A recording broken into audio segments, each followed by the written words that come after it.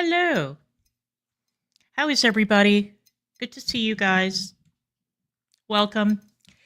I thought today that since we've been covering ghastly, heinous people for a while now, I thought that we might cover a different category. I saw that a story had broken, and I couldn't resist because it's been a very, a very long time since we had a chance to talk about Harry and Meghan, and I am always up for a good Harry and Meghan gossip sesh. So I thought that today we would take a look at what is going on with those two because a very, very negative piece has just dropped in Vanity Fair. It is a cover story and it is not flattering. Okay. It is far from flattering. So I thought, let's go ahead and have a conversation about it. Now, what I was going to do was I was going to read the article, but I've linked it in the description box. So if anybody wants to read it, you can read it on your own. It is quite dishy and quite exciting if you're interested in this topic. The long and the short of it is, hey, thank you, Nietzsche. You know what? This is a combination from Glamlight, excuse me. It's from, of all things, the Kiss collection. Kiss is in the band. So the shade is, well, it doesn't really have a shade. It's just from the Kiss collection. So it got the lipstick and the lip liner. And I thought it might be a little bit too dark, but you know what? We can work with it. It's fine. Why not do a little bit of a bold lip on such a cold day? Okay. Harry and Meghan have been having a not good time in California. Lately, they have been accused of tragedy pimping by going out and doing a photo op with people who lost their homes in the fires in LA. It went over very badly. They pulled the same stunt during lockdown where they were going around very photogenically and performatively delivering meals to people who were homebound. At that time, it seemed to go over a little bit better, but people were sort of cynically pointing out that they were only delivering to homes that had Ring cameras. And what a coincidence that that Ring camera footage was getting leaked to the press. But that aside, they have lost a lot of friends. As you know, Harry and Meghan are no longer buddy-buddy with the Beckhams. That is a long-standing friendship of Harry's and William's with David Beckham particularly, and that all went down the toilet when accusations started coming out that the Beckhams were selling gossip about the Sussexes to the papers, and that pissed the Beckhams off a lot. And aside from that, apparently Meghan treated Victoria Beckham very, very badly. She was extremely jealous that the Beckhams had more money than they did. And she sort of wanted to lord it over Victoria Beckham, that Meghan, had a title and Victoria did not, which rubbed Victoria the wrong way. There's some questions about whether or not Meghan and Serena Williams are still friends.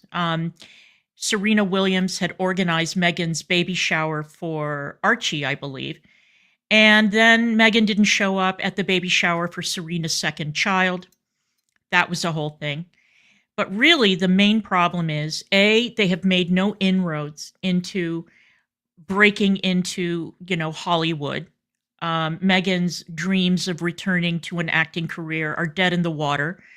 Even Harry buttonholing Bob Iger at the Lion King premiere and asking that Meghan be given a chance with Disney went absolutely nowhere. They've not been invited to the Met Gala, which is obviously very hurtful to somebody with an ego as big as Meghan's. And their business ventures have gone extremely, extremely badly. So anyway, this piece in Vanity Fair has painted them as a couple that is sort of unmoored in California. Their projects with Netflix, the initial one did fairly well in the ratings. The docuseries, her cooking show is not garnering any kudos. The podcasts were a disaster. The Spotify deal was a disaster. And overall, the article paints them as bounders, as opportunists. Meghan tried very hard to befriend Gwyneth Paltrow and that whole set, and it didn't work. Nobody wants to have anything to do with them. And it paints Harry as kind of like an airheaded loser whose only interest is polo, and Meghan as a bullying, nasty harridan who, when all else fails, plays the race card. Well, I think that she has played the race card so many times that card is now worn out and nobody wants to hear any of that shit anymore. It was always a hard sell for Meghan to claim that she was treated in a racist manner by the royal family when a future king of England walked her down the aisle at her own wedding instead of her own father, when she was permitted to break massively with royal protocol and plan a wedding that was very unlike any other royal wedding the British family had ever seen. She got to pick the minister, she got to pick the choir, she got to pick the cake. And really the only falling out, well, there were two. One was at the bridesmaids or the bridal party fittings, where she allegedly made Princess Catherine cry. And when she didn't get to wear the tiara that she had picked out, which is not exactly a very relatable thing. But these two are having a lot of problems. And the chickens are coming home to roost, in addition to the fact that there's now a question as to whether or not Donald Trump is going to open up the file on Prince Harry's visa, because the Heritage Foundation had sued to get a hold of that application, since Prince Harry openly admitted to drug use in his autobio Spare. And so there were questions about whether or not he had lied about that on his immigration application. The judge sealed the records and said, no, he's entitled to privacy. And now there's a question about whether or not Donald Trump is going to order those records to be opened and what he's going to do about it if there are discrepancies between what Harry put down on that application versus what he said in Spare. And if anyone thinks that Donald Trump is not that petty, well, he is. Apparently, Trump was very angry at the disrespectful way that Queen Elizabeth II was treated. He's very, very fond of the British royal family, and he is not fond of Harry and Meghan. So we could be in for a lot of fireworks and excitement going forward. So I'm going to play a couple of videos that do a good job of summarizing what was in this Vanity Fair piece, and it is delightful. All right. All right, let's start with this one. This one is from Talk TV, and they did a really good job of summarizing it. And then the next one is from a royal commentator who's talking about the real source of Harry and Meghan's problems. It's one of them, and spoiler alert, it's not Harry. All right, so let's go ahead and give this a listen. And talk to our brilliant royal commentator, Kinsey Schofield. Hi, Kins. Hi, Kev. Busy weekend for us on WhatsApp as we exchanged all of the wild stories coming out of Los Angeles about Prince Harry and Meghan Markle. Absolutely. And I think the big one was, endorsing really everything that you and I have talked about over the past few months, endorsing what the Hollywood Reporter publication said about them. The Hollywood Reporter a few months back said that Meghan Markle was a nightmare employer, a tyrant in high heels who reduced grown men to tears. Now, this is not new information. I mean, it may be new on the United States side, but in the United Kingdom, Meghan was also monstrous to people who were supposed to be working for her when she was still within the royal family. Now, at that time, it was easy for the royal family publicity machine to kick into action and squash a lot of the negative publicity that she was getting as a result of the very, very bad reports that were coming forward about how abusive she was to palace staff.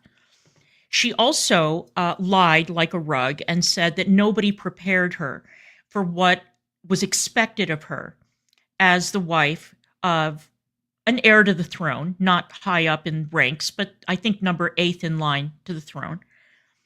And that was a complete lie also. There was one specific person who was hired to get her through that process, and she just didn't listen to him. This is apparently another problem that she has, which is that she is incapable of taking advice. She won't do as she's told. She won't cooperate, and she wants to do only what she wants to do, which may work in California, but it does not work when you're a member of the royal family. So there were already stories that had come out in the United Kingdom about her terrible treatment of staff. And now apparently it's just as bad in California, and they don't have that monster publicity machine to protect them the way they did in the UK.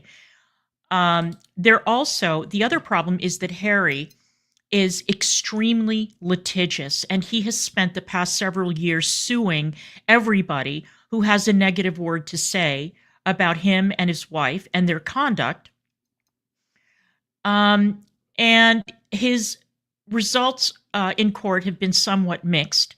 They have spent an enormous amount on these lawsuits. And the question is, was it worth it? Well, apparently not. Let's continue. Of course, Meghan denied this. But guess what?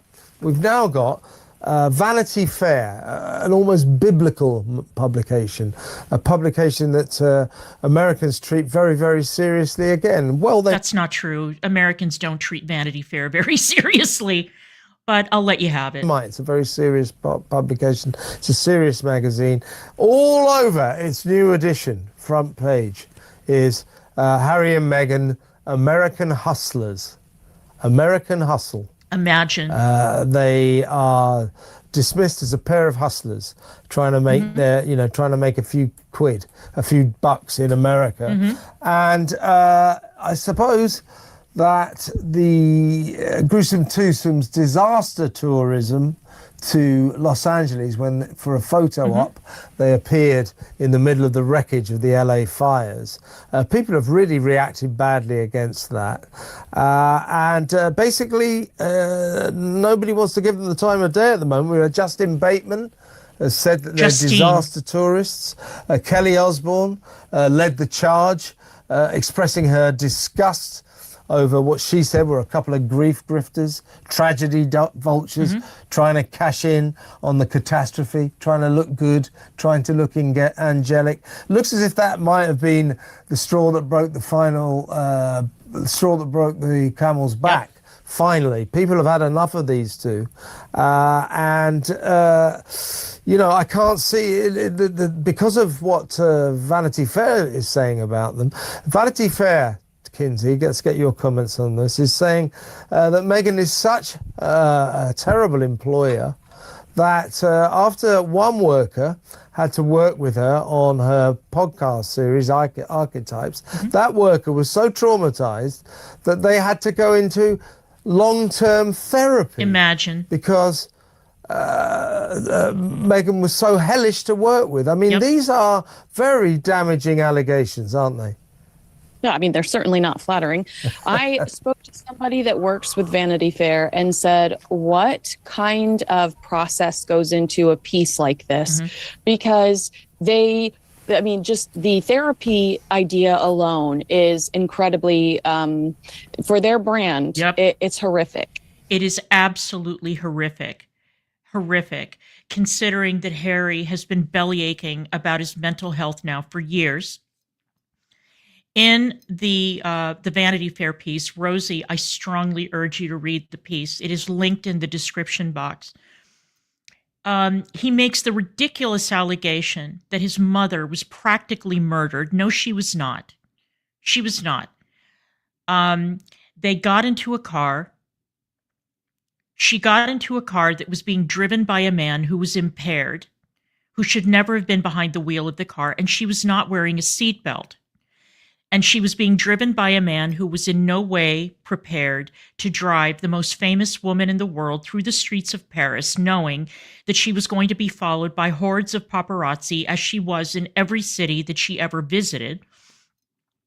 Now, Harry could have done a solid, and he could have launched a campaign to emphasize the importance of seatbelt safety and wearing a seatbelt when you're in the car and that kind of thing, but he didn't. Instead, he started to spin this ridiculous conspiracy theory that there was something deliberate behind her death. There was not. There is no evidence that there was any conspiracy to kill this woman, even though a lot of people have floated that notion. And he has built a brand off of mental health and getting therapy to the point where the Brits are pretty embarrassed by the whole thing, but they grumble, of course.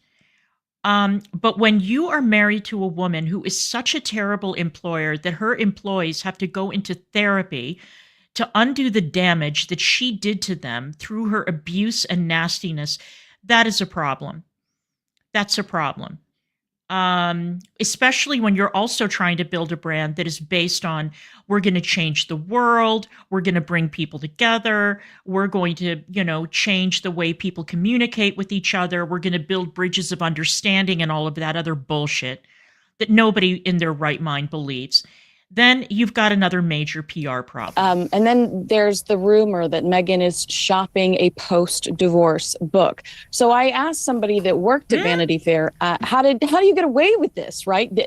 I don't know if I was over talking that part, but there is an allegation in there that she has been shopping. Meghan has been shopping around a book deal, a post-divorce book deal, which is delicious if true. Very cynical, if true. Very manipulative, if true. Is it true? I have no way of knowing. But it's yummy to contemplate that this is the depth that this woman is willing to sink to.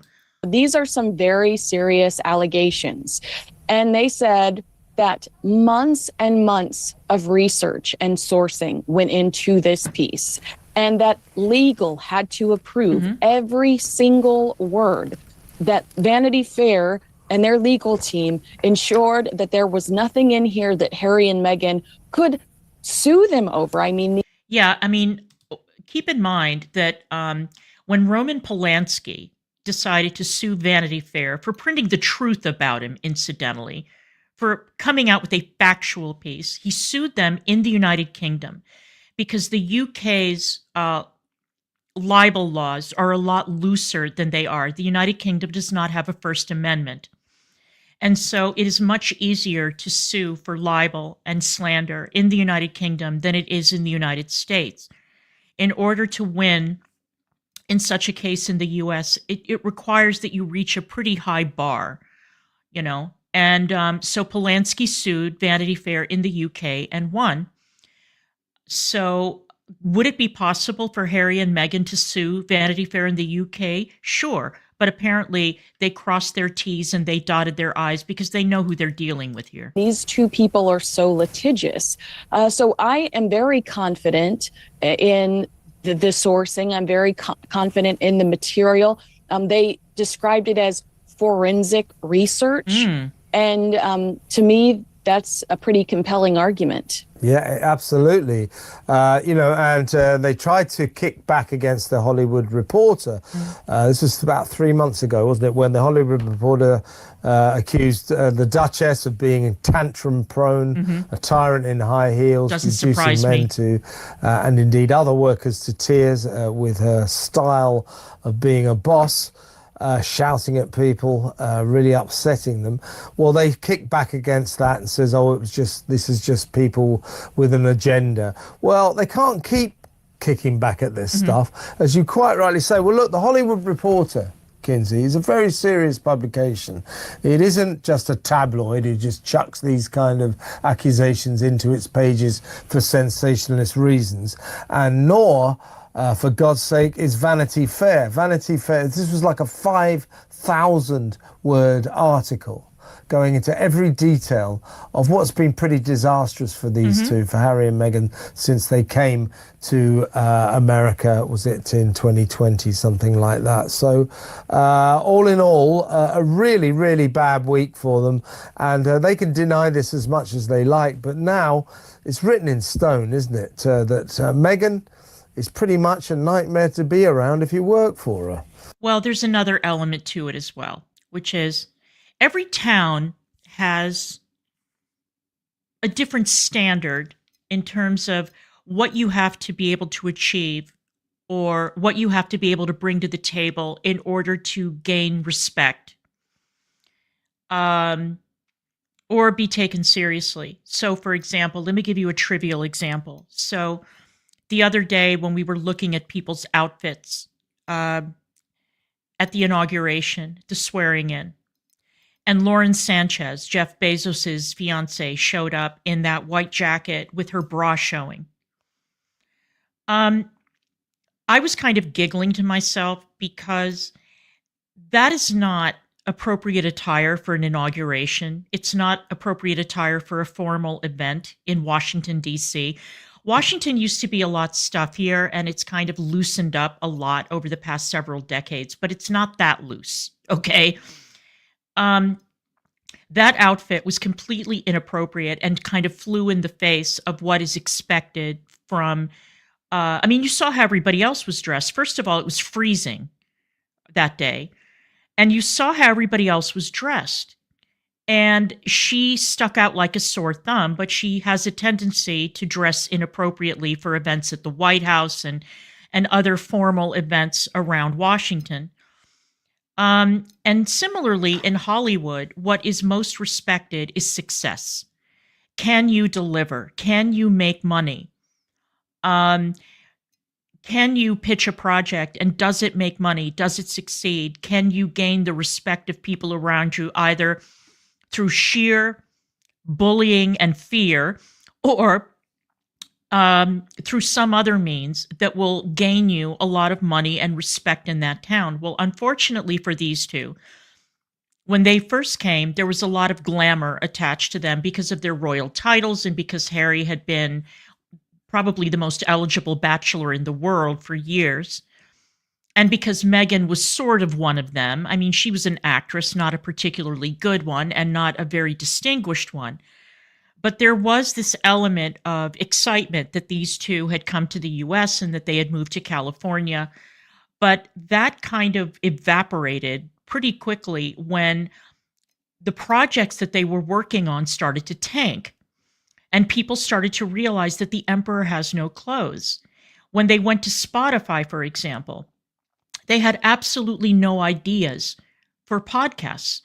You know, they were expected to be able to deliver really high-level guests for their projects, and they couldn't because it was soon discovered that even though Harry was a prince and rubbed elbows with a lot of foreign dignitaries and celebrities, and even though she was sort of Hollywood, I mean, we can't even bring that to account because she was really a nobody.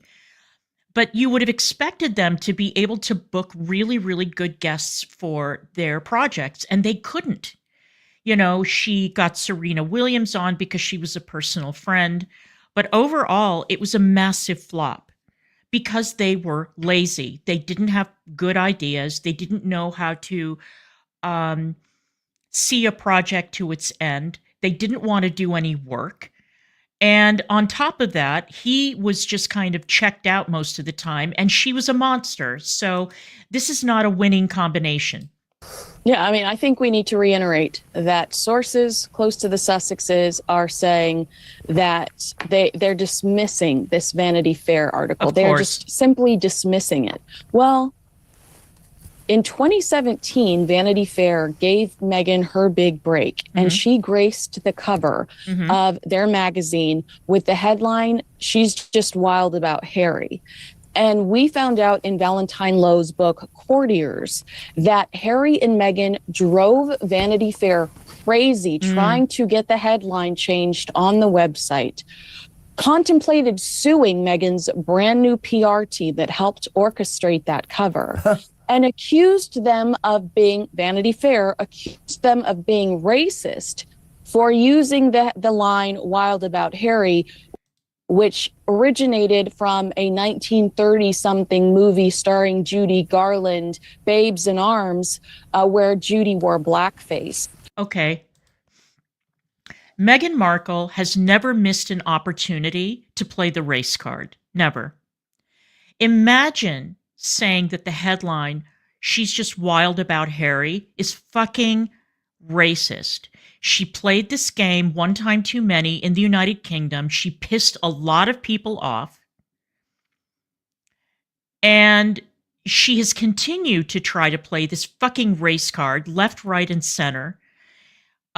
They tried very, very hard via Oprah and others to convince the public that she had been basically exiled from England. They had no choice but to leave because of the flagrant racism directed at her. Now, was she the target of a certain degree of racism? Sure. Okay. It happens. But to suggest that she was a victim when, in fact, when she and Harry were first engaged and when they got married, the entire country celebrated. It was so exciting to have somebody new in the family, somebody who was not of a royal family, an American, a mixed race woman. It was exciting, and people welcomed her with open arms, and they were looking forward to her like fresh sort of American energy that she was bringing to the royal family. And she, in turn, became a very spoiled, nasty piece of work who did not want to fulfill her royal duties.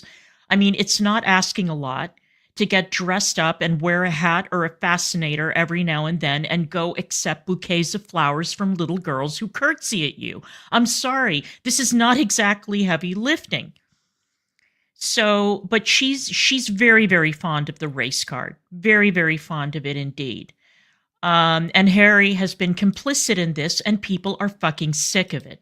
So we know that they're not just dismissing this. When you go as far as to accuse a beautiful, sweet cover like the one Meghan got in 2017, something she would never have been able to have had she not been dating Prince Harry, there's no way she would have scored a Vanity Fair cover had it not been for Prince Harry. Right.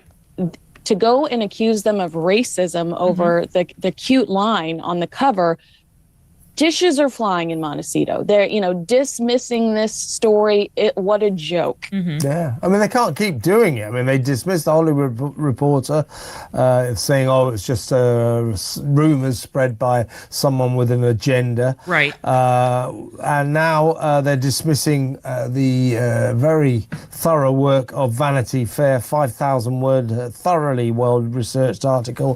They were dismissing that as distressing.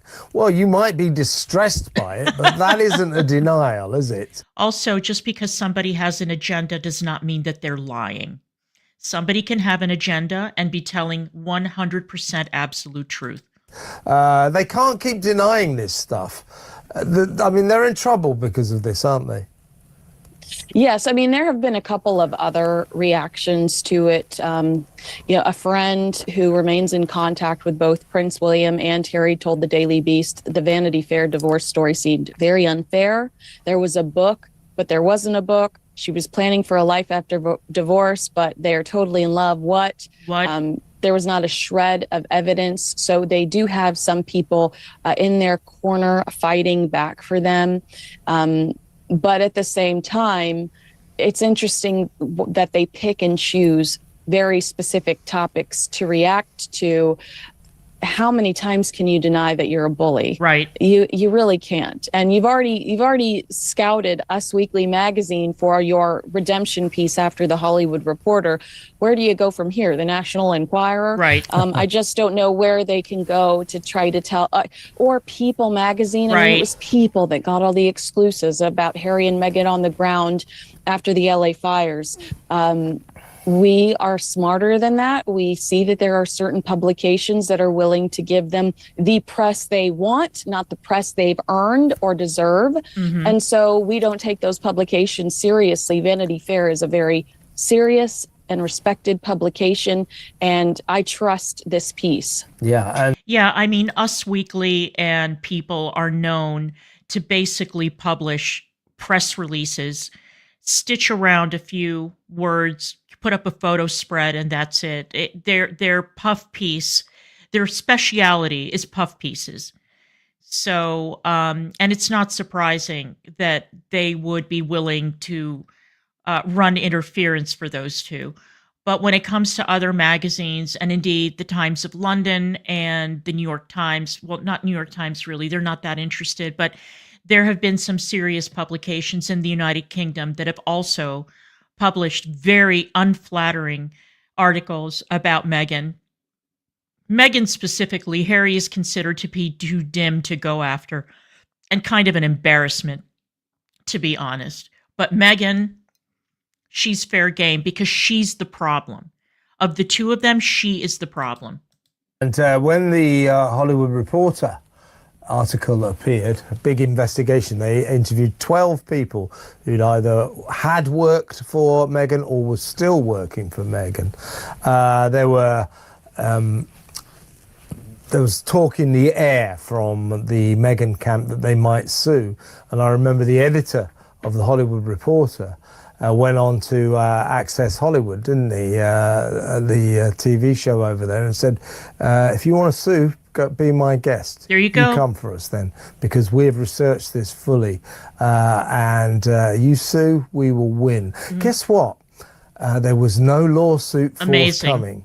And I suspect, don't you, Kinsey, that Vanity Fair won't get a lawsuit either? Yeah, and don't you remember right after the Hollywood Reporter article, The Beast did a follow-up with some of their contacts, aka the Sussex Survivors Club, and they said in September that Meghan had her psycho moments and could be a demon, and that they felt vindicated. They told the Daily Beast over the weekend that they felt vindicated by these new claims. Mm-hmm. At the time, too, they said that they kind of joked about the fact that Meghan was the classic narcissist, but they could not believe that she had asked contacts to talk to a magazine and, talk about what a great boss she was, what a joke that was, and how it just kind of proved to them that she was the classic narcissist. Mm. But when reacting to this Vanity Fair piece, one said, I feel desperately sorry for the people affected because I have been there, but I also feel vindicated. All those people saying she is the world's greatest boss should be ashamed of themselves. Mm. It's obviously very tempting to work for her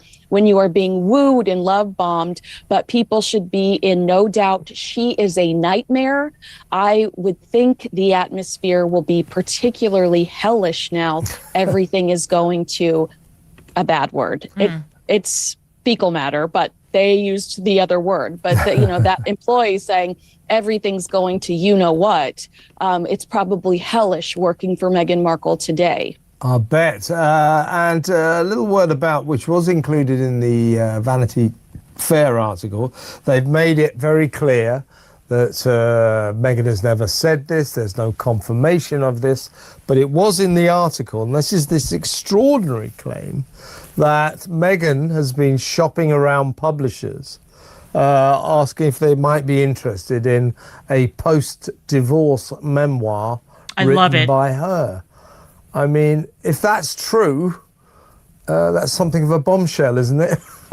Yeah, well, and that's my point. That's really the only claim Harry and Meghan's side is responding to say that isn't true and that doesn't exist, and pointing out the contradiction where basically the author says somewhere within the article that these two are madly in love, that she's confident that they're madly in love and that they act like they want to rip each other's clothes off when you're with them.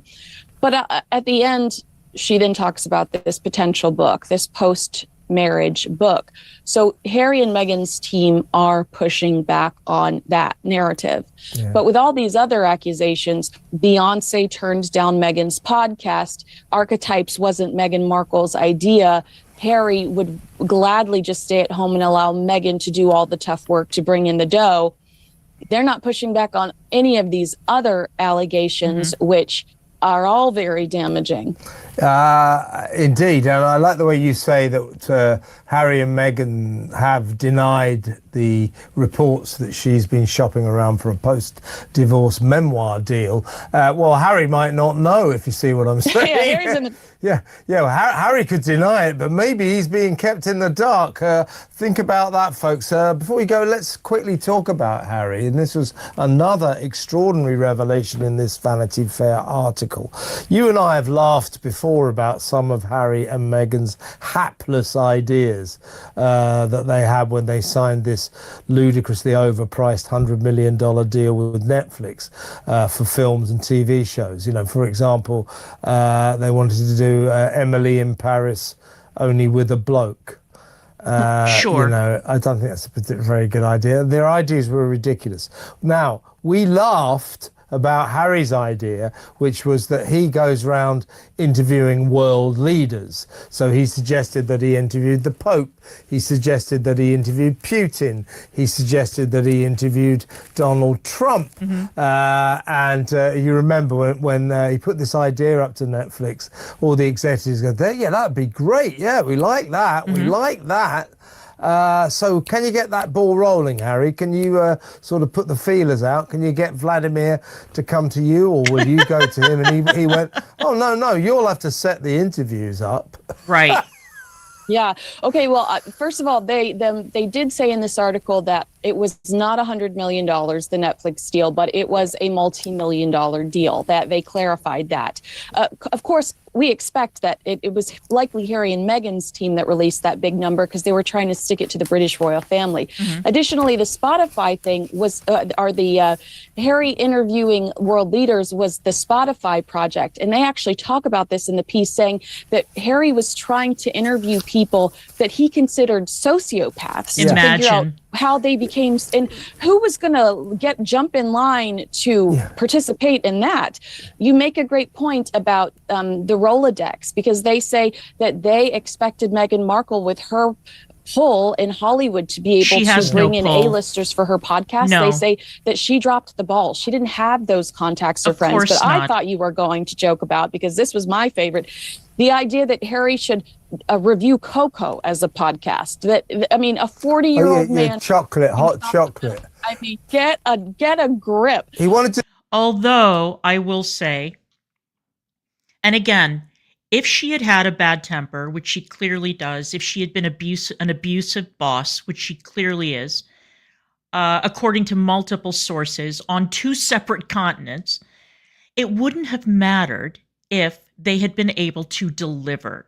If they had delivered any kind of a product that people were interested in, because Hollywood is full of monsters, abusive, horrible individuals who treat people like garbage, who expect to be catered to hand and foot. But they get away with it because they produce movies that are hits, or because they produce any kind of a product that is a hit. And they're allowed to get away with this horrible behavior for years and years and years.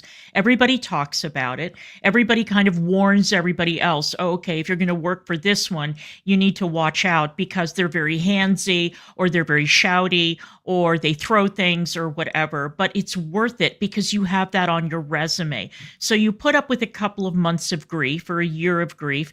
The movie comes out. It's nominated for 1 million Oscars. You know, the director Lars von Trier is notorious for abusing, particularly the actresses who work for him.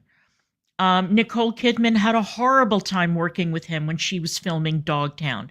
But it's considered to be an honor to work for that asshole. Same thing with Stanley Kubrick. He was notorious.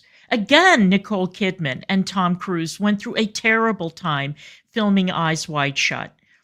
But again, if you can work on a prestige project, you're willing to put up with a lot of grief if there might be an Oscar at the end of it, or if, you know, possibly a movie becomes a hit. But in their case, they were lazy, they were entitled, and they couldn't come through with whatever it was that they were working on. I mean, for Harry to have the gall to say, well, I want to work on a project where I interview sociopaths. You know, he wanted to interview Mark Zuckerberg. You know, his thing was, well, all these people had terrible childhoods, and so did I. And I didn't become a sociopath, but they did. And I want to explore why that is. You really think that Vladimir Putin is going to sit down with Prince Harry or the Duke of Sussex and open up about his childhood? Why? We all know what it takes to interview Vladimir Putin. You basically have to run puff pieces about him and glorify him as the great leader like Tucker Carlson did. So, no, it's unrealistic.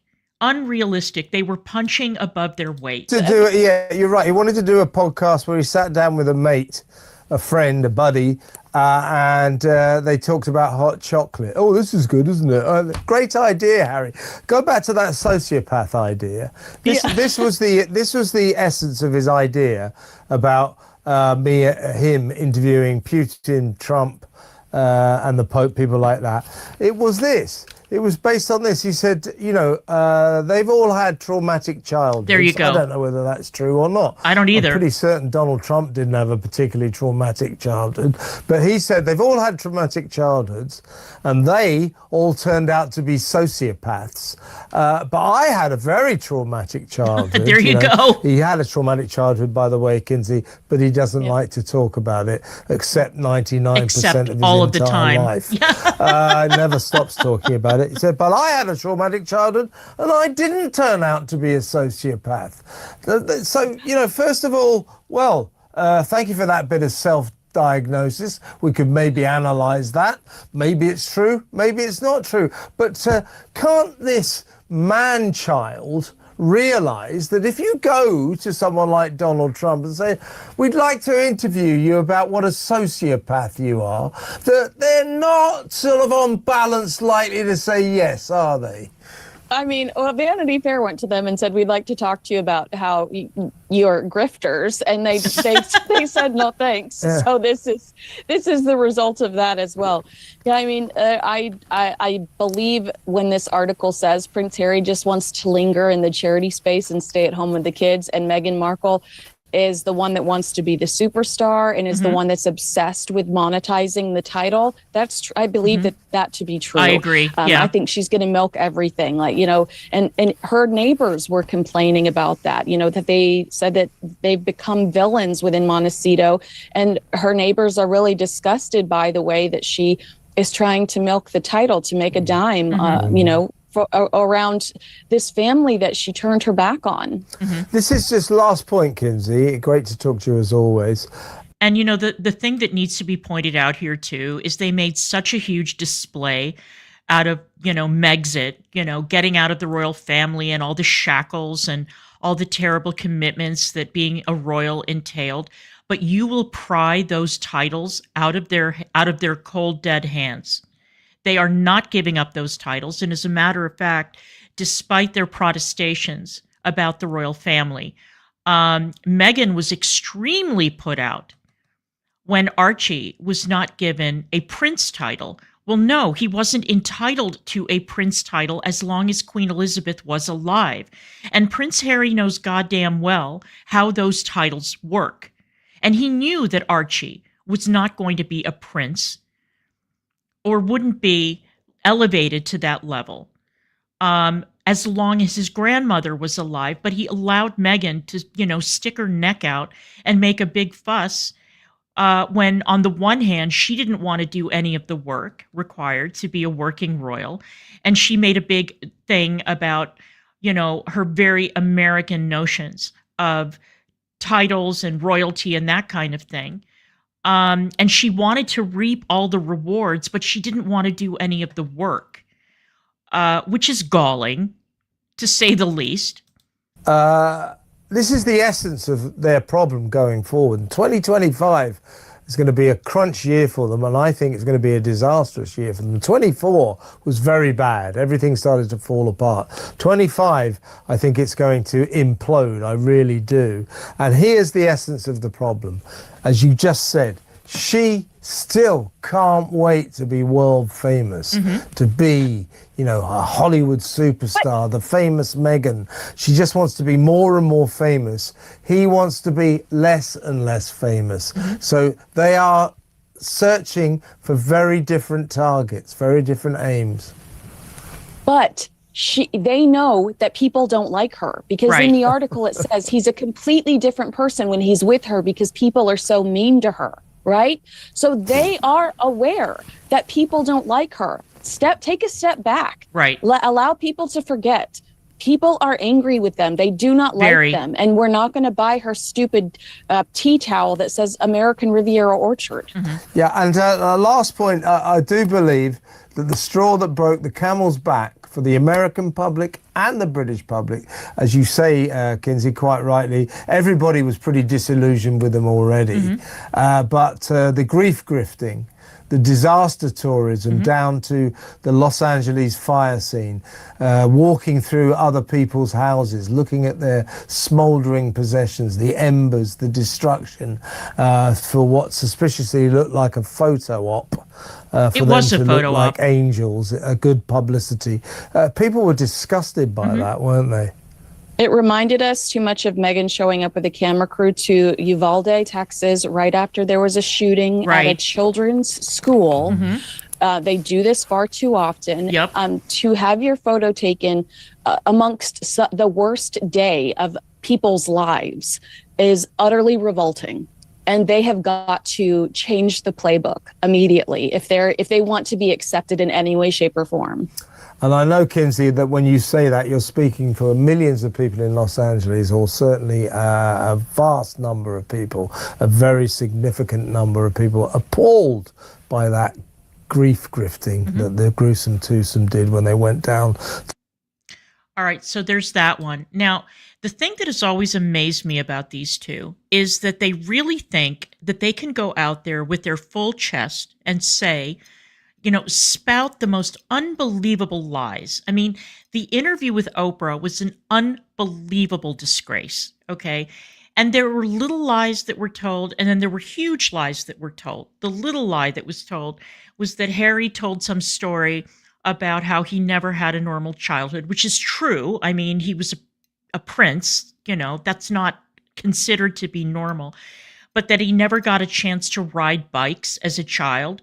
And then all of a sudden there was like this flood of pictures of Prince Harry riding bikes and riding in the little basket behind his dad and that kind of thing. And it's like, why would you even tell such a ridiculous, stupid, easily disprovable lie?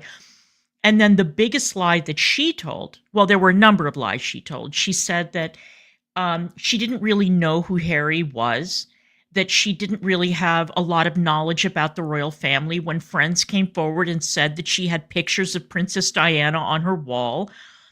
But the big one, the big fat one, was when she claimed that they had gotten married in secret prior to the official wedding. And the Archbishop of Canterbury had to come out and say that is categorically false. They were married on their wedding day. There was no secret wedding. There were no secret vows prior to that ceremony. That is categorically untrue. And it took a lot of guts for the Archbishop of Canterbury to actually be able to come out and make that statement. Oprah was taken for a fool in that interview, so they got off on the wrong foot. That was a problem. All right, so I'm going to play one more video for you guys. This girl is actually a pretty good, she does a pretty good review. It's the Royal News Network, and I think that she did a really good job of breaking down the problem. So let's go. I'm going to stick this video in chat so you guys can subscribe to her. Because the latest Vanity Fair piece once again reiterated what so many of us have been talking about for so long. In fact, there's just a sense of vindication now, which is that, yes, Meghan Markle is the problem. Despite all of her naysaying and deflecting and dismissing, no. Meghan Markle is the reason she and Harry are failing. Meghan Markle is the reason they are so unlikable. Meghan Markle is the reason why she is so publicly unlikable. liked. She is the problem. Yep. And this is actually rather fascinating because for so long, if you didn't like Meghan Markle, you were called many things. A racist. And that was because essentially she had sort of shielded herself in a very particular way to deflect any and all criticism. But that's no longer working. And even her media friends and allies can also see that that's no longer working, that in fact, there are very serious allegations against her that can no longer be dismissed as either rumors or a smear campaign by the palace or the British press. Meghan Markle once again has been accused of bullying staff members and even pushing some into therapy because her methods are so harsh.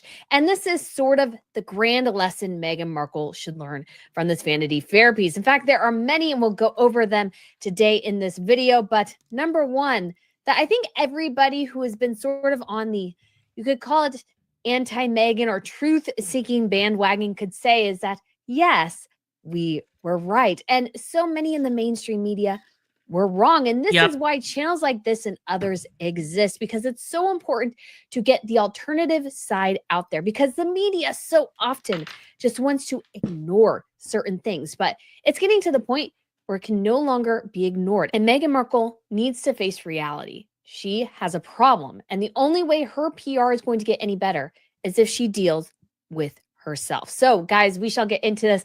But if you haven't been to Royal News Network before, hello, my name is Brittany and I provide compelling royal commentary. So go ahead and hit that subscribe button. I would absolutely love to have you back. And don't forget to check out the Crown Report. I will put a link up above here. It is a channel that I have started recently where I'm posting bits of a longer segment of a program that I do going over all the royal news. So if you want to know more about the Marius case in Norway, what's going on in Spain, Catherine, everything like that, we'll have bits here from the latest Crown Report coming out this week, including a lot of congratulations from various monarchs to the new president, Donald Trump. We will have it all right there and what we can expect for 2025 and beyond. So if you guys want to hit that subscribe button here and there, that would be awesome. But of course, it's all up to you. Thank you so much for checking all of those out. So let's get into this, because the Vanity Fair piece has hit Meghan and Harry, I think, pretty hard. And we did get sort of a randomness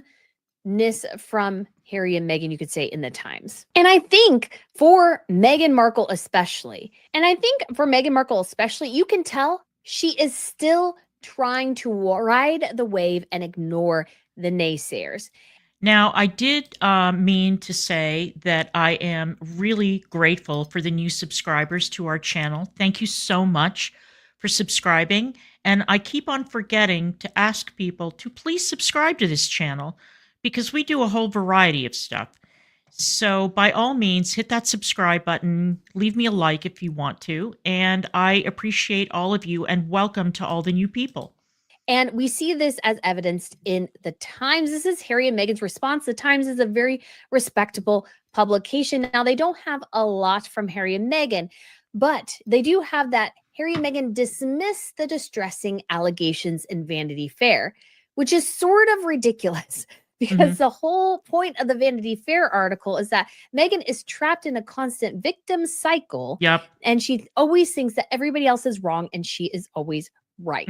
And so essentially by just saying this, they're essentially proving that article correct, or at least that point. And you can suspect many other points as well, because their initial reaction, of course, is to dismiss this. Now, this sort of worked maybe in the beginning when the allegations against Meghan Markle and her bullying behavior first came out seriously in 2021, right before the Oprah Winfrey interview. Others were reporting on bad behavior before, but this is when it initially became serious, was right before the Oprah Winfrey interview. Right. It was very detailed by Valentine Lowe. You can see a lot of that if you buy his book, Courtiers. I'll link it up above here. It's very, very good. And he is a very respectable reporter. This was not gossip rag material. You can basically say this was in the New York Times. Now, obviously, people have issue with the New York Times and its political bias, but this was good reporting. But Harry and Meghan are still on the same track. Which, number one, means Meghan Markle has learned 0 lessons over the last 4 years. She learned 0 lessons. So let's just get into the little bit that it says here, which is not much. So it says the Duke and Duchess of Sussex are understood to have dismissed allegations against them, reported in a Vanity Fair article that sources close to the couple described as distressing.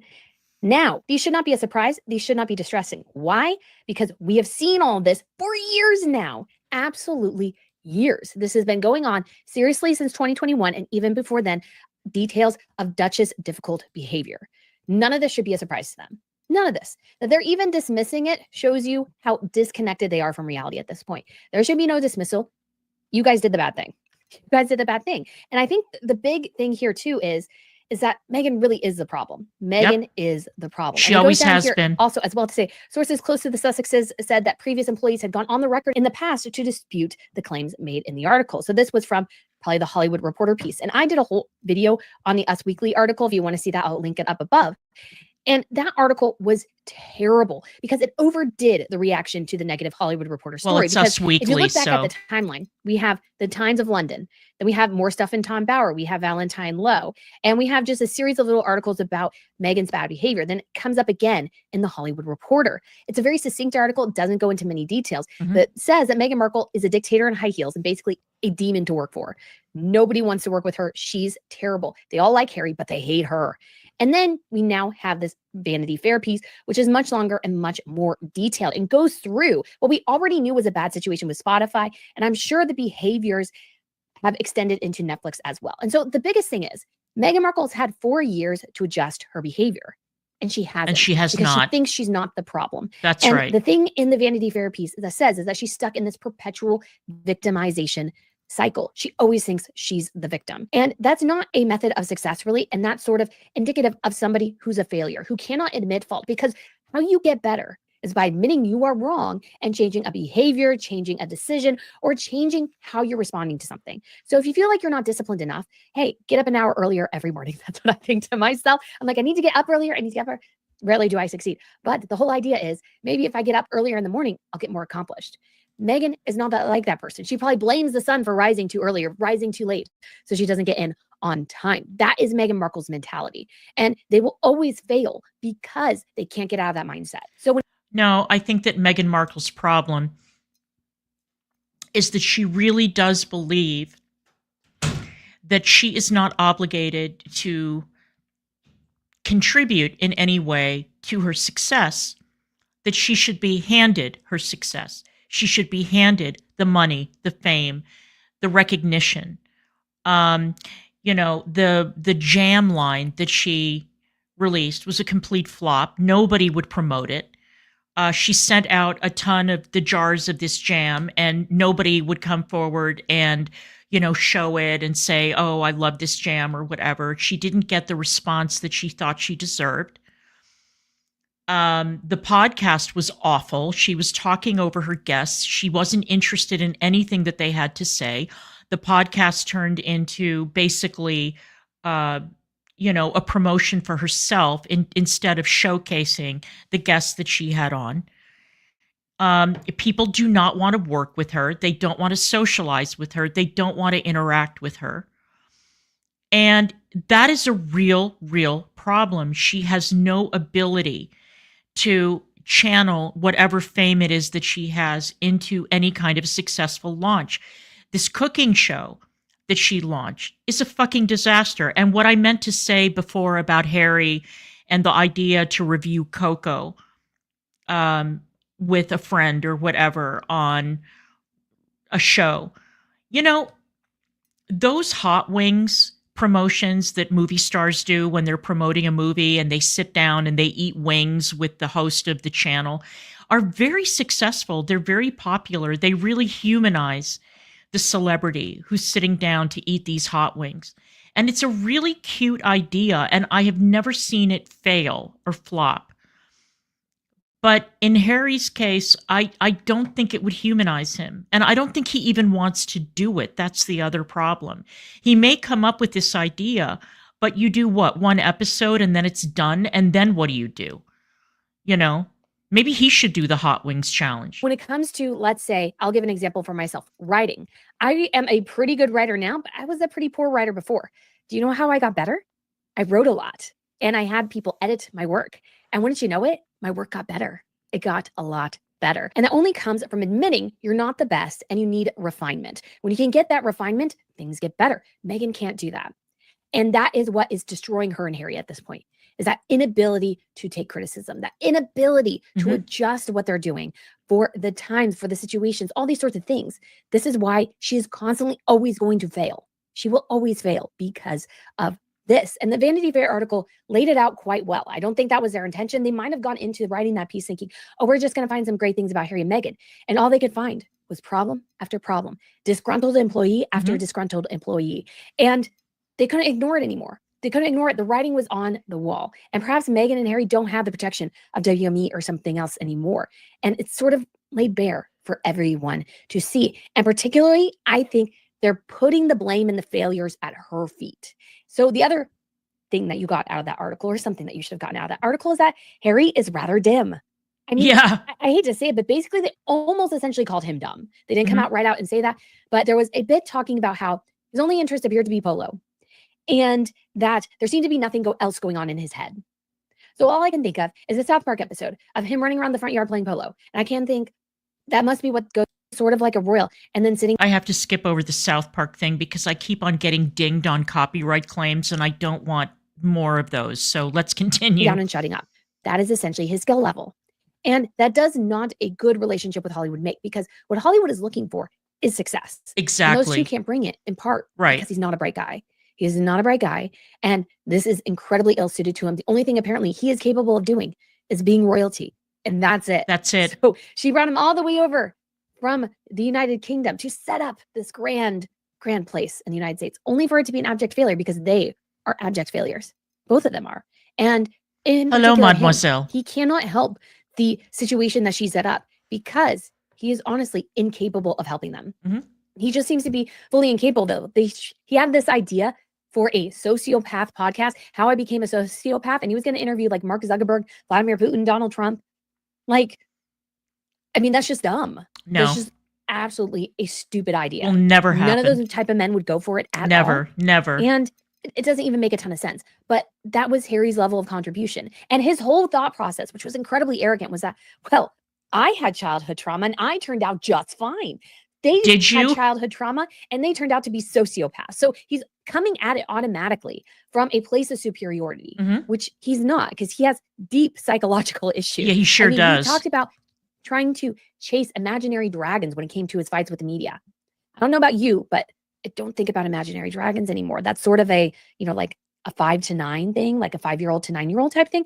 I think he's old enough to know he can't fight dragons anymore, but you gotta question the sanity there. So it's just not a good look for Harry, and not a good look for her, because she picked him. I mean, he picked her too, but she picked him. And the other thing that makes Meghan Markle look like a definite failure here is that she has been given a lot of sound advice and refused to follow it. There you go. Every article, this was especially in the Hollywood Reporter and in this Vanity Fair article, says they've been given advice and they constantly disregard it and then get mad if they follow their own ways and that flops. Can you imagine how aggravating it would be as an employee telling you, I told you to do X, you did Y, and then you found out later that X was better, and then you're blaming me for you doing Y. Infuriating. Like, that's just maddening. It's just maddening. But I can so see that happening. Why? Because we have so many failures surrounding them. 40 by 40. What the heck happened with that? Meghan made this big announcement. She's turning 40 and she's going to get 40 women to help up 40 other women, and nothing. I mean, we don't even have any indication at all that anything occurred, really. Do we even know if the mentors-mentee relationships were set up? Do we know the outcomes of that? No. Granted, they could be considered private, but that also gives the indication that nothing happened. And she did this whole splashy thing with Melissa McCarthy and everything. It just didn't go anywhere. And it just doesn't make them look very good, in particular her. And she has other things. She talked to Variety about, oh, I love rom-coms. I want to do a rom-com. Why aren't there no more rom-coms? Like, really kind of dumb, like, line of thought. And has she done a rom-com? Of course not. They bought her one option and she couldn't even get it off the ground. And they also talk about, when it comes to her, is that she started on the podcast process. So they signed a deal with Spotify in the fall of 2020. Might have even been December. And by 2021, they had nothing. Yep. So Spotify had to go in there and help them bring it to the finish line. Ridiculous. And the reason for that is that Meghan both simultaneously cannot take advice, wants control, and just everything is a train wreck. And she was apparently horrific to the staff, which leads us to our next Meghan Markle, you could call it blunder, mistake, or obvious failing here. I'm going to call this obvious failing because that just seems appropriate, is that she's still allegedly bullying staff members. Staff members said they basically avoided her like the plague. They tried to take extended leaves of absences. They went into therapy all to avoid Meghan Markle. Imagine. That's how horrifically awful she is to work for. Is that people literally had to do anything on the planet they could do to escape her sights. Imagine. That's bad. It is bad. It's really, really bad. And we have again heard this for years at this point. She can't deflect this anymore. She can't deflect this anymore. She's going to try, but it's going to fail, and she's going to lead to more failures. Because I think Jack Royston, who is actually formerly more of a pro-Sussex person in the media, talked about how Meghan Markle needs to do like sort of one simple thing. There were a couple two options, which is to continue to dismiss. I can't remember what his other one was. I think to admit a mistake or something. But it's sort of overall conclusion, which is pretty apt. And I think really her only way forward is to admit. And she would have to massage this, because this is what people do in PR, is to basically say she was trying to do her best, but obviously failed in some way. She has to acknowledge fault. That's the only way she's going to help herself, is to acknowledge fault. But it's the one thing she can't do. She can't do. She's going to destroy what's left of her public reputation, because she simply can't apologize. She can't acknowledge that, yeah, maybe she was too tough on her employees. Yeah, maybe she should adjust how she talks to people, how she interacts with people, those sorts of things. And it's always a sign of a bad boss. All the bad bosses that I've ever had in my life have done this exact same thing. They won't listen. They won't take advice. They won't take suggestions. They dismiss everything out of hand. It's their way or the highway. And then when everything goes up in a flaming wreckage, they blame the staff and they start firing people, or they start looking for, scapegoats, or they make excuses. But it can never go back to them. It can never be pinned on them. A good boss will say, you know what, I really screwed up. And all of you guys were right. And the next time I'm going to take what you say more seriously, and that kind of thing. But, working in TV, I've worked with people with massive, massive egos. And they are the people who tend to have the highest level of churn when it comes to their staff. And they're well known in the industry. Like, if you work for this person, it's going to be a nightmare. There are other people who are known to be shouters, screamers, and monsters to work for, but they get the job done and they know how to assemble a team. They may abuse the team, but they deliver because they understand that the work that they do, TV is very collaborative. You can't be a lone wolf working in TV. You have to know how to work with other people. And the really good ones, they may have bad tempers, they may be crazy, they may have a lot of issues, but they're sitting in front of a shelf full of Emmys for a reason, because they deliver a great, great product. I've worked with directors like that. I've worked with talent like that, producers like that. They may be difficult, but the end result is always, always worth it. The bad ones are the ones who continue to make the same mistakes over and over again. They lock themselves in their offices. They don't want to talk to people that work for them. And they don't deliver. And they end up going through staff like Kleenex, like this. And it's not worth it. One thing she's going to be unable to do, she can't do it. And that's why she'll still fail. Because at this point, it has gone around Hollywood completely that she is awful to work for, that she doesn't listen to advice. And so anybody getting involved with them has to be ready for some horrible times ahead. Mademoiselle, I don't think that she can come back from it. I don't think so. She's been given years to improve her attitude and to rally. And the problem is that at her core, she has nothing to offer. Nothing. The shine of that Duchess title only took her so far, and it opened doors for her, no question about it. But when push came to shove, neither she nor Harry could deliver, and that was the problem. So if you're going to combine being unable to deliver, being unable to succeed, not being worth the money you're paid, and on top of it, you're a pain in the ass, no, absolutely not. She's not going to recover. And that just seems to be the case. That's what everybody essentially at this point is reporting. So it's just one of those things where it's just not going to get any better for her. And her best option at this point is to acknowledge her failings here. I just don't think she can do it. Nope. The other failing Meghan has here, and this article again revealed, is that Meghan apparently went to some sort of publisher trying to farm a potential divorce book. I love that. Now, well, it goes on to say it wasn't sure if it could totally confirm it, but it's an interesting thought, because my thought has always been is that Meghan Markle's best bet when things get really bad with Harry is going to be to divorce him. That's and I don't right. mean just that their marriage is failing. I mean that she feels like she can't make more money. Mhm. She feels like she's stuck in a corner and needs to reinvent herself again. And he is disposable. He is 100% disposable to her. And this The question, though, is let's say that she decides that he's an impediment and that she would be better off without him. So she divorces him. Then what will she do? Then what will she do? I mean, if he's the nice guy in this pair and people are fond of him, what will she do? She'll still have nothing to offer. She'll still be a terrible employer. She'll still have no ideas. She still won't be able to deliver. She won't be able to get viewers or an audience.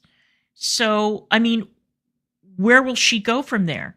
Is she just going to marry a much older, rich man and be kept by this guy? And maybe that guy will be able to open some doors for her? I don't know. I mean, I hate to put it this way, but it's, reality. She's in Hollywood or she's in California trying to break out or, make it in the entertainment business. And she's not getting any younger. Okay. Because for every Meghan, there are hundreds, if not thousands, of much younger versions who aren't a pain in the ass, who don't have an attitude problem, and who aren't monsters to the staff. So how is she planning on making it? The only thing she can do is pull a Yolanda Hadid Foster and marry a very, very rich man and move to, I don't know, Texas, Wyoming, someplace like that. And go forward from there. But as far as making it in the business, I don't know. I mean, maybe she'll do a Yolanda. She'll marry a super rich guy, invite Architectural Digest into her home, and get some attention that way. But, I mean, she needs to get it together. goes back to him being dim. Like, Hey, she could rake him Lucille. over the coals, call him all sorts of things, highlight all of his mental instability. And if he's not smart, he might be totally clueless and completely and utterly destroyed in the press by her. I mean, if I was Harry and I was part of their PR team, I would tell him, hey, you need to have your ducks in a row too. Because if she files before you, and if you haven't protected yourself, Mhm. it's going to be a rough ride. It's going to be a rough ride. And How much do you want to bet that those two don't have a prenup? Now, they're in California. California is 50-50. All right. I don't know how much money they have left. I don't know what their prospects are. But I would be very curious to know if they signed some kind of a prenup. And if they signed a prenup in the United Kingdom, whether it would be enforceable in the United States. It's an interesting question. don't think Harry has done that. I just don't think Harry has done that. Maybe sort of when his other employee quit earlier this year, his chief of staff, maybe farming out the Hollywood Reporter piece might have been their way to sort of start laying the groundwork for a potential divorce. But I think the failing for Meghan and Harry is that if I'll the bet. fairy tale is well and truly dead, their sycophantic fans, the alleged Sussex squad, who have named themselves that for some idiotic reason, they're going to be mad that they believe the lie. Now, I think a lot of people are waking up to this reality. And I remember when Catherine and William got married, that one of my professors at the time, he was telling me that he didn't really believe the fairy tale this time. And I don't ever think Catherine and William ever presented themselves as a fairy tale, because he had sort of, I guess, gone on the train of the fairy tale for Charles and Diana. And of course, we all know how that ended. Right. They didn't present themselves as a fairy tale. They presented themselves as a very modern royal couple. Catherine didn't have to go, even though William is next in line for the throne after his father. He wasn't put through the ludicrous spectacle of having to track down a virgin to marry. They had lived together prior to being married. They had gone to college together.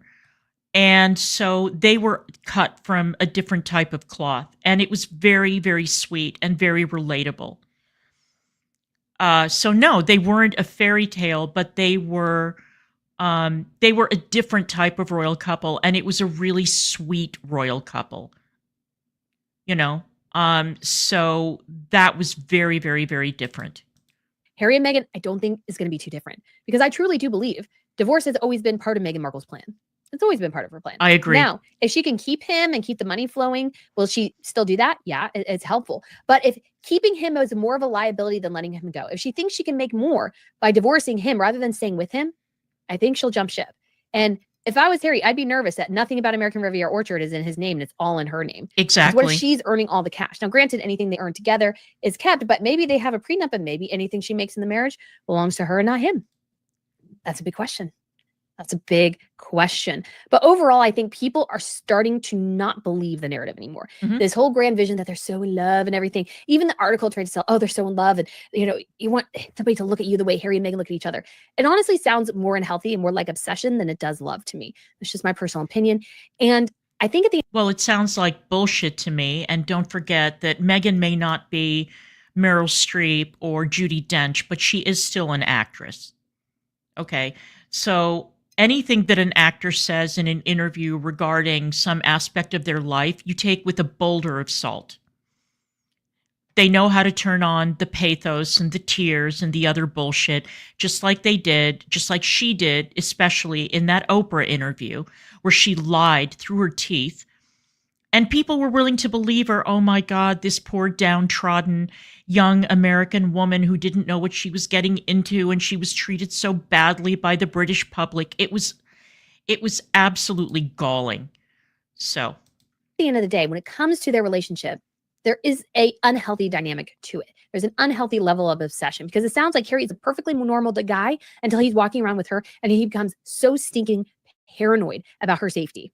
Now, granted, there could have been some threats early in the relationship, but I think part of her manipulation of him is to paint herself as his I hope mother. you're right, Lucille. We even had that in the article. I hope There's you're sort right. of an Oedipus complex with them. So she has painted herself as his mother. And so he is obsessed with protecting her the way he couldn't his mother. So is he really protecting her? Is he really in love and fascinating with her?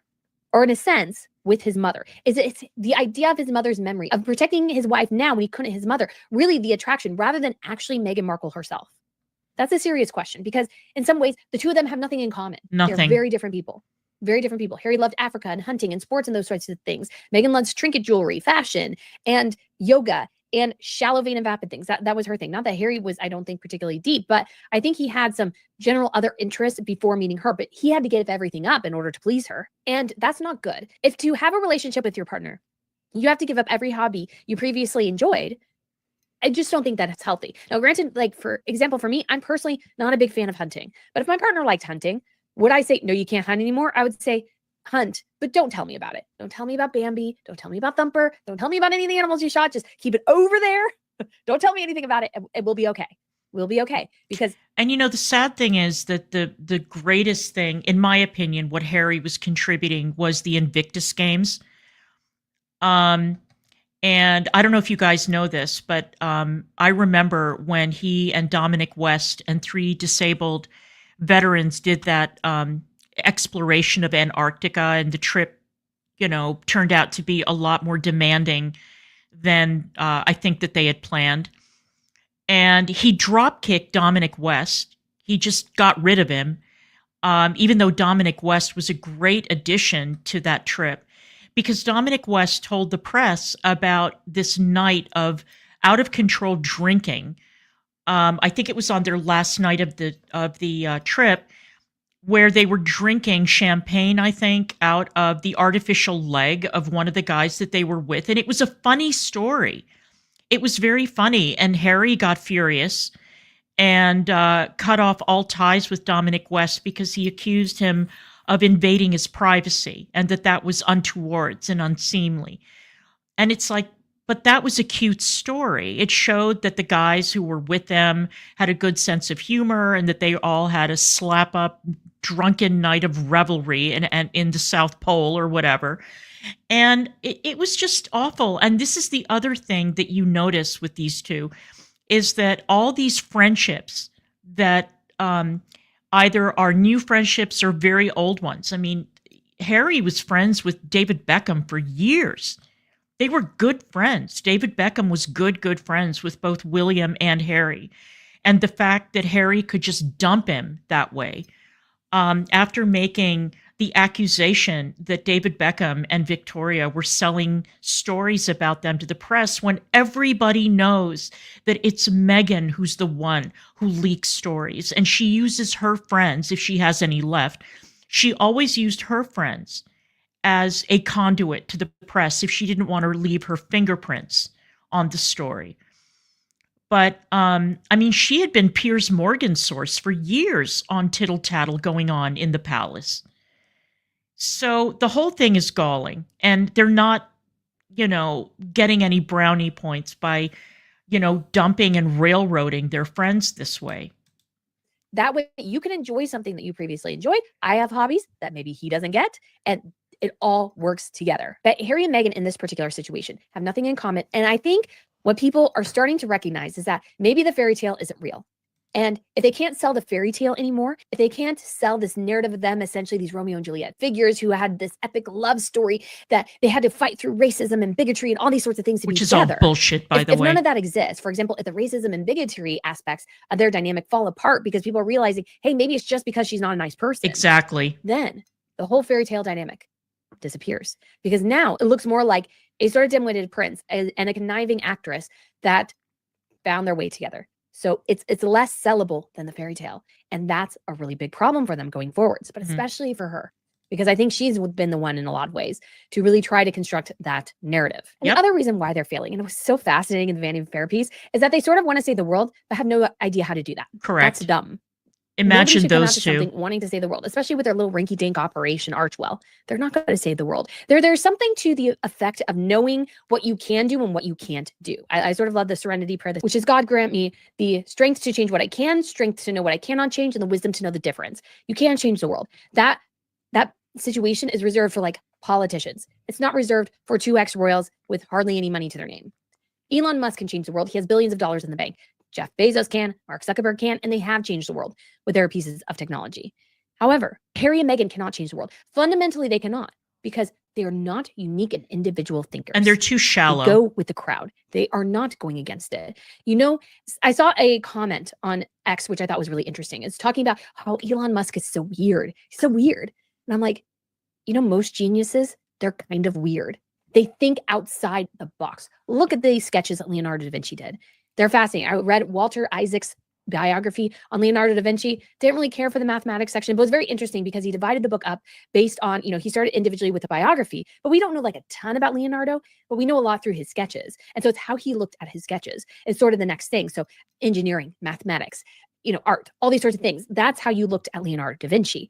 And he was weird and different because he thought beyond what he could see and thought into the future, thought of different things. He was one of those people who looked at the grass and seriously wondered, why is it green? Now, people like me, I just accept that it's green. Do I want to know why it's green? I don't really care. But he was one of those people who looked at the grass and goes, I want to know why that is green. I want to know the colors over there, the plants over here. I want to know the anatomy of human beings. How do muscles work? So I can better conceptualize those in my art. And you have Elon Musk doing the rockets, going up into space and catching the rockets coming back. Nobody ever conceived that would be possible. Now, granted, he had a lot of engineers that probably came up with most of those ideas, to be quite honest.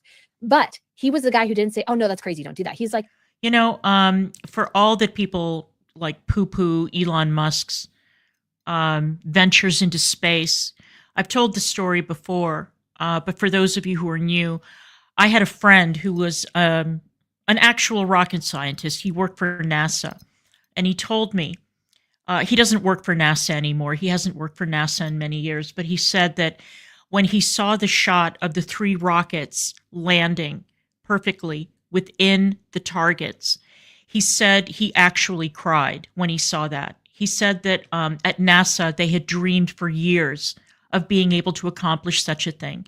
And for people who aren't, interested in space travel or engineering, it's not a big deal. But in the engineering community, it is a very, very big deal. Say what you want to about Elon Musk. Maybe he didn't design them himself, but he was smart enough to know how to hire the right people who could accomplish such an incredible feat. So you may not like the guy. There's a lot to dislike about him. Believe me, I'm aware of that. But in terms of vision, he's very, very unique. Now, as far as this business of saving the world and and having a vision for the future and all that kind of thing. This is very common in Hollywood. It's well known that there are PR people in Hollywood that can hook you up with a cause. So a celebrity will say, well, you know what? I think I really need to attach my name to something that shows that I'm not the shallow, vain, greedy individual with thin skin that I actually am. So I need somebody to find me a cause that I can work on, whether it's women's rights or, something. Africa is very trendy. Maybe I can find a cause in Africa. So why don't you, set up a meeting between myself and some organization that I can work with? Very, very few celebrities are sincere when it comes to the causes that they claim to be advocating for. They'll do it for a week or two, maybe a month. Very few people are like Mia Farrow, who has been working on the Darfur issue for years and years and years. Most of them don't give a shit, but they just need something to be able to say, I actually care, and these two, they're flailing around. They can't figure out what to attach their names to that will get them the maximum amount of publicity and so on. And it's weird because Harry is actually very devoted to the African continent. He loves Botswana. There are certain countries that he's very fond of and loves very, very deeply. And he hasn't done shit about it. Not really. And all their tinkering around on the continent has yielded little to nothing. Well, yeah, if we can do it, do it. Figure it out, do it. And you need those type of people. Those type of people will change the world. Harry and Meghan, number one, Harry's dim. He essentially was called dumb in the article. So he's totally out of the shot. Meghan. I'm glad that you told me that because I thought that Isaacson's book about Steve Jobs was incredible. Isaacson was a terrible leader of CNN, and he was terrible when he worked on the board of IBB, which is the organization that once ran Voice of America, Radio Free Europe, and all that. He is a horrible manager, but he is an incredible writer, and nobody can write a biography like Walter Isaacson. So thank you for letting me know, because I've been kind of going back and forth about whether or not to read it. So now, based on your recommendation, I will definitely pick it up. Can't even play chess. She's only playing checkers. And so neither one of them can change the world because they fundamentally don't have the intelligence to do it. They don't have the thinking skills to do it. They don't have the creativity to do it. Now, am I saying other members of the royal family are going to be world changers? No, probably not, to be quite honest. But Harry and Meghan, this dim idea that, we're going to change the world. We have no clue. But I don't know how to do that. Do you know how to do that? I don't know how to do that. Do you know how to do that? I don't know how to do it. They don't know how to do that because they fundamentally cannot think outside the box. Even their letter to Meta regarding the fact checking and the terribleness of taking away the fact checking. The Telegraph was so right in saying that they're years behind the times now. Right. They are on the wrong side of history. That's right. How in the world can they change things when they're on the wrong side of history? They're so far behind the curve that they can't even get to first base. They are not going to be the people to do that. So and they couldn't give a fuck, actually, about whether or not Facebook changes, from fact checking and fires all those people and goes to a community note system. They genuinely don't care about that. But again, that was a big talking point, so they thought they'd get some points, which they didn't. It just flopped. Saying that, even conceiving that on their part is ridiculous. Can they change things in their local community? Can they enact small changes? Of course. But these are two people who are never going to enact global change. We talk about them now, but we're talking about them as a train wreck. We're not saying and sharing the greatness of them. We're sharing their failures, their flops, their hardships. And that's not going to change. And that's not something to just be rude to them. That's just sort of highlighting the obvious. Yep. Like, we all have eyes. We see the failures here. You can't hide them from us, Harry and Meghan. You just can't hide them from us. But Harry and Meghan desperately want to. They desperately want a different way. And none of it is working. It's not working. It's not going to work. And they just need to accept that at this point. They just need to accept some failure here. And until they do that, they're not going to move forward. They have to. They've had nothing but in the world. Not just because you don't know how to, but you don't even recognize the fundamental aspect of that. You individually can't. I can't change the world. I don't think I'm a smart enough thinker for that. I don't think I will ever get enough power to really, quote unquote, change the world. And I'm not really seeking to. You even got to think the delusional people, like the level of delusion, to think that you can change the world with the minimal resources they have. I would say the minimal resources they have, they don't have the power to really, quote unquote, change the world. And I'm not really seeking to. You even got to think the delusional people, like the level of delusion to think that you can change the world with the minimal resources they have. I would say the minimal brain resources they have. It's just not going to happen. And they also have no support. They have no support. They don't have that kind of pull, and nobody respects them. So that's going to be another problem for them. And the biggest reason for their failures, time and time again, is something quite simple. It's Meghan Markle. Meghan Markle is the reason they're failing. There's no other reason. Right. There's no other way. Yep. She is their failure. She encompasses the entirety of their failure. Is her. Mm-hmm. All of her actions, all of her inactions, how she has portrayed herself to the media, all of it is a reason for failure. Their failures are the result of her. He, at his essence, is just sort of there existing. That's simply basically what Vanity Fair said. He's just being pulled around by the nose by her into the various things. He has no clue basically what's going on. Literally, again, polo. That's the only thing in his head. That's the only thing in his head. So really the burden is on her. And the thing is, she has failed fundamentally to live up to Megxit. That is the overall sense, is that she's a problem, and it has resulted in the failure to enact Megxit. Mm-hmm. That was the ultimate vision of the article, is that they set out to fund this media empire, and they failed. And she's really the reason why. Because when it comes to Harry and Meghan, everybody knows Meghan's the brains of the operation. It was her idea to move to Hollywood. It was her idea to leave the royal family. It was her idea, her idea, her idea. We're not stupid. Would have Harry have come up with all of that? No. Would Harry have gotten them deals with Spotify and Netflix? Probably not. Probably not. She was a catalyst for those. But Meghan has a deep problem, which is that she's playing checkers when she should be playing chess. She bullies allegedly staff members out of jobs. And she can't take advice. She can't take criticism. Yep. There was one article, and I can't remember when it came out, basically saying that they didn't want anything negative told to them. Well, That's I'm sorry, a but sometimes problem. you need to hear the negative news. That's Yeah, really absolutely. better. It's one of those things that's like sort of critical to your operation, is to know you have failed at something. There's negative press out there. Maybe you want to address it. Just dismissing it is not working anymore. That is not going to be the way forwards. They have to figure out how to address these things, how to adjust what they're doing, because what they're doing is not working.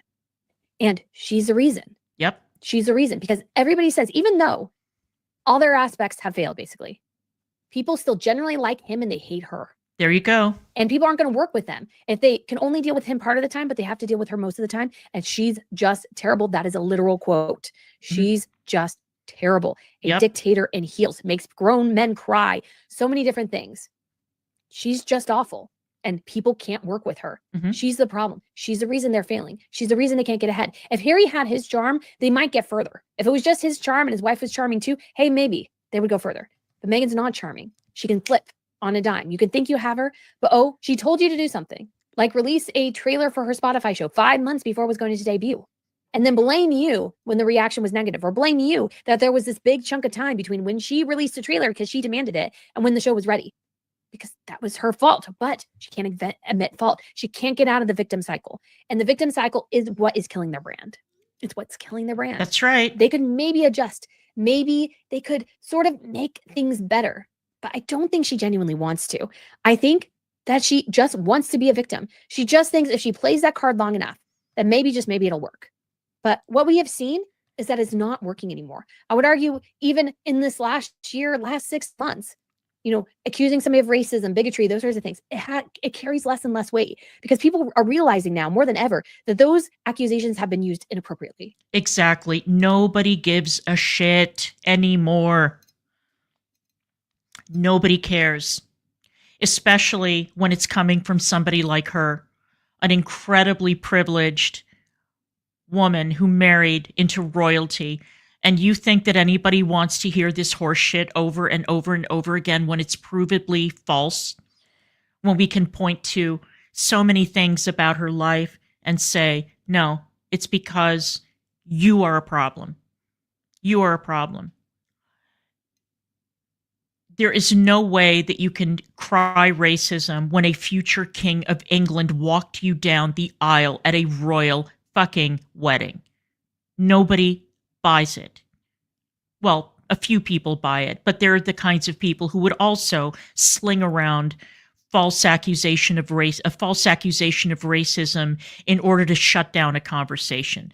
Well, the conversation isn't being shut down anymore based on the word of a vain, difficult, unpleasant woman who is trying to use that as a way, again, to get away with her own terrible behavior. It's not going to work, and it's not working. So she's going to have to come up with a new grift. And that they have been used to smear people. And it's something that sometimes now people are ignoring because they were used inappropriately. They were used in the wrong situations.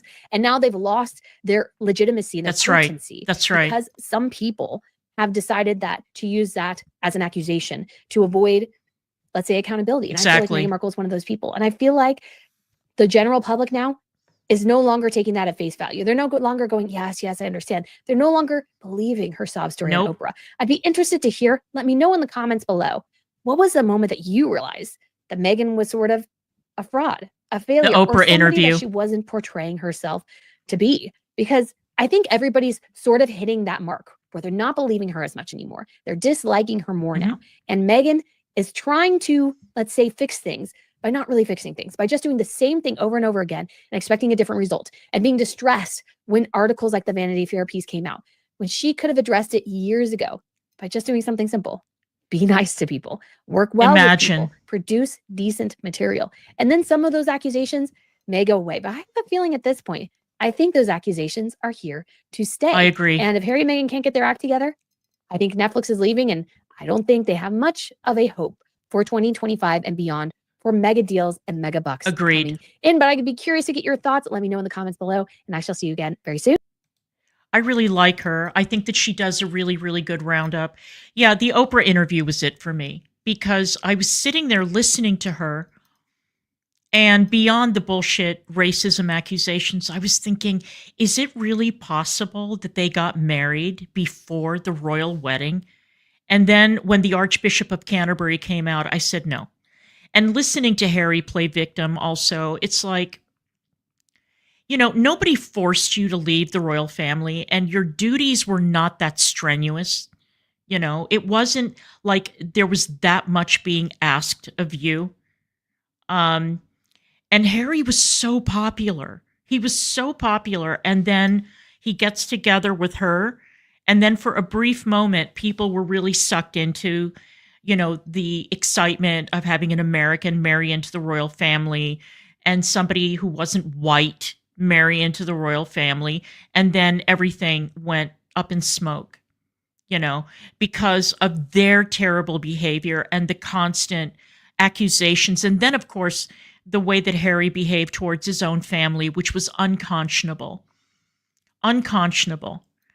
So I don't know what the hell's going to happen to them, but honestly, the quicker that they fade away, the better. I mean, I love doing these royal streams because I find them amusing, and because every single one of these problems is self-inflicted. All of it is self-inflicted. It's totally unnecessary. None of this needed to happen, except that they were punching above their weight. And evidently it didn't even realize that that's what was happening because they felt that they were genuinely entitled to the money and the recognition and the ass kissing and the genuflecting. And they came to realize, no, not in the United States, not in Hollywood. So anyway, thank you guys so much for being here. I'm going to go run some errands now, but I had a lot of fun. This is the first stream that I've done in a while that I've really enjoyed. So thank you, Harry and Meghan, for being train wrecks so that we could turn our eye to different train wrecks this time. And I will see you guys tomorrow. Thanks again. And please don't forget to subscribe on your way out. I will see you guys later. Thanks, everybody.